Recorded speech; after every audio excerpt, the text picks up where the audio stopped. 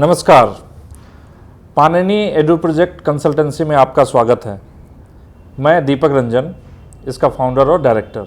आज हमारे साथ डॉक्टर कुमार राजेश हैं, जिन्होंने एजुकेशन कंसल्टेंसी में एजुकेशन पॉलिसी पर और सरकार हो, चाहे प्राइवेट सेक्टर हो, चाहे यूनिवर्सिटी हो, चाहे टेक्निकल एजुकेशन हो, चाहे स्कूली एजुकेशन हो, उस पर अपना एक अहम योगदान दिया है, एक महारत हासिल की है। तो चलिए आज हम बात करते हैं। सर, दूसरी सबसे बड़ी बात जो लोगों के सामने, मान लीजिए लैंड भी है, पैसे भी लगाने के लिए तैयार है, तो उसके बाद का जो सबसे बड़ा कॉम्प्लिकेशन लोग समझते हैं, वो समझते हैं कि भैया एफिलिएशन कहाँ से लें, कैसे होगा, कौन सा डॉक्यूमेंट लगेगा, किस ऑफिसर के पास जाना पड़ेगा, कौन कौन से दफ्तर में चक्कर लगाने पड़ेंगे। तो ये जो एफिलिएशन वाला झमेला है, बहुत सारे लोग तो इसी झमेले के कारण सोचते हैं कि भाई सब कुछ है भी, लेकिन कौन इस झमेले में पड़े, पता नहीं कितने दिन लग जाए। तो इसका सर थोड़ा सा बताइए कि एक मोटे तौर पे कि क्या इसमें कॉम्प्लिकेशंस आते हैं, और जो एक परसेप्शन बना हुआ है एफिलिएशन सरकारी दफ्तरों को लेकर के, तो क्या वो सच है, कैसे हो सकता है इसको? नहीं, बिल्कुल वैलिड क्वेश्चन है। और गांव वाले तो काफ़ी डरते हैं इस चीज़ों को लेकर के कि यार कौन करेगा, कौन आएगा, कौन जाएगा। इसीलिए जो पाणिनी जैसे आप एजू प्रोजेक्ट कंसल्टेंसी आपने शुरू किया है, इसमें क्या है कि इसमें पर्पस ये होना चाहिए कि आप कल को बंदा कहीं भी इंडिया के किसी भी कोने में कुछ विजुअलाइज करता है यार कि हमारे पास पैसे हैं, रिसोर्सेज हैं, सब कुछ है, तो हम स्कूल खोलना चाहते हैं, तो कैसे खोलें। तो आपका बंदा ऐसा होना चाहिए जो वहाँ जाए और उसको सारी चीज़ों को एक्सिक्यूट करके और उसको इनफैक्ट स्टार्ट करके स्कूल से उसको दे सके। और जहाँ तक सवाल है कि एफिलिएशंस की बात है, हमारे पास पूरी एक टीम है, सक्षम टीम है, और मैं खुद भी ये काम देखता हूँ। उस केस में क्या होता है, जैसे अब CBSE का चलते हैं तो आजकल पूरा ऑनलाइन हो रहा है, डॉक्यूमेंटेशन सब चीज़ हो जाता है, सर्टन सिक्योरिटी अमाउंट्स होती है जो आपको देना पड़ता है, तो वो आप देकर के CBSE है, ICSE है, 2 बोर्ड्स है जो सेंट्रल लेवल पे है, वो आप लेकर के आप डॉक्यूमेंटेशन ऑनलाइन कर सकते हैं। बट आप इंडिविजुअल हैं, करना चाहते हैं, वो नहीं हो सकता। तो इसके लिए मैं सजेस्ट करूंगा कि आप कंसल्टेंट हायर कीजिए। वो टोटल प्रोजेक्ट का कॉस्ट ले लेगा आपको, प्रोजेक्ट की जो इस्टेब्लिश कॉन्सेप्ट टू कमीशनिंग वाला जो कॉन्सेप्ट है जो आप पाणिनी कंसल्टेंसी में दे रहे हैं, तो ये कॉन्सेप्ट टू कमीशनिंग वाली जो चीज़ें हैं, ये वो जो प्रोजेक्ट कंसल्टेंट है वो आपको आगे करेगा। और इसमें उसमें एफिलिएशंस भी कराएगा, इसमें आपको फाइनेंस भी करा देगा, इसमें आप बोलेंगे तो स्कूल्स को स्टार्ट करा के परमिशन दे करके आपको उसको चला करके भी 2 साल तक दे देगा, ताकि इनिशियल स्टेज में जब स्कूल इस्टेब्लिश हो जाता है तो स्टार्टिंग में चलाना, मार्केटिंग करना, बड़ा ही टेक्निकल चीज़ें हो जाती, तो वो चीज़ भी आपका कंसल्टेंट वो करेगा। हमारे पास पूरी फुल फ्लेज एक टीम है जो ये सारा काम करती है।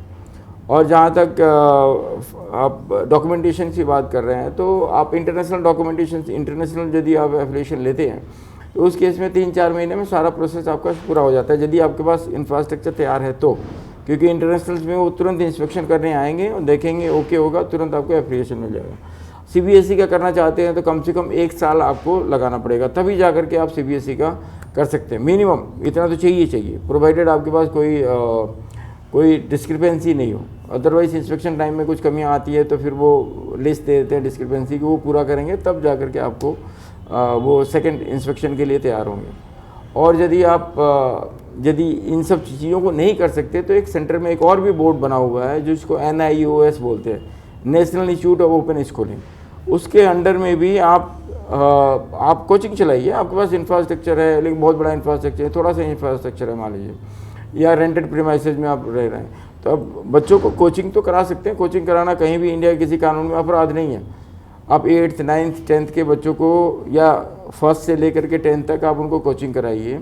NIS क्या करती है कि जो बच्चे 8th फेल हैं, 9th फेल हैं, या नहीं पढ़े हैं, एकेडमिक क्वालिफिकेशन नहीं हुआ है, तो उस केस में क्या करते हैं कि डायरेक्ट 10th में वो अपेयर कर सकते हैं।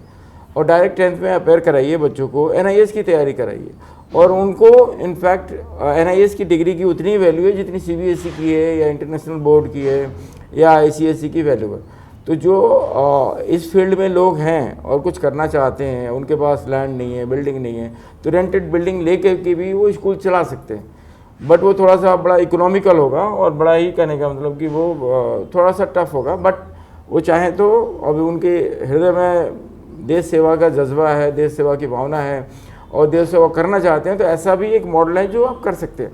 उसके लिए आपको कहीं से किसी अप्रूवल, किसी एफिलिएशन की ज़रूरत ही नहीं है। तो आप एज ए कोचिंग सेंटर आप चलाइए, बच्चों को 10th में डायरेक्ट आप चाहेंगे तो NIS का एग्ज़ाम फॉर्म फिलअप कराइए, और वो एग्ज़ाम सेंटर्स होते हैं। NIS पूरी इंडिया में डिफरेंट स्टेट्स में अपना एग्ज़ाम सेंटर बनाती है। वहाँ आपका बच्चा जाएगा, एग्ज़ाम देगा, पास होगा, और वो फर्दर +2 के लिए कहीं भी जा सकता है। 12वीं 11वीं के एडमिशन्स के लिए वो कहीं भी जाके एडमिशन ले सकते हैं, और इसको कोई ऐसा डिस्क्रिमिनेशन नहीं होगा कि आप NIS से आए हैं तो आपको यहाँ एडमिशन नहीं मिलेगा। इवन NIS के बच्चे आज के डेट में फार्मेसी कोर्सेज कर सकते हैं या MBBS भी कर सकते हैं। कल को IAS में जाना चाहते हैं या किसी भी एग्जामिनेशन दुनिया में जाना चाहते हैं वो जा सकते हैं, क्योंकि that is purely equivalent to CBSE board. तो एक तरीका है जो रूरल एरिया में आप कुछ स्टार्ट करना चाहते हैं, रिसोर्सेज की कमी है या आपके पास नहीं है, फिर भी आपके पास जज्बात है, आप भावनाएँ हैं समाज सेवा करने का, तो ये एक तरीका है सस्ता, सुंदर, टिकाऊ जो आप कर सकते हैं।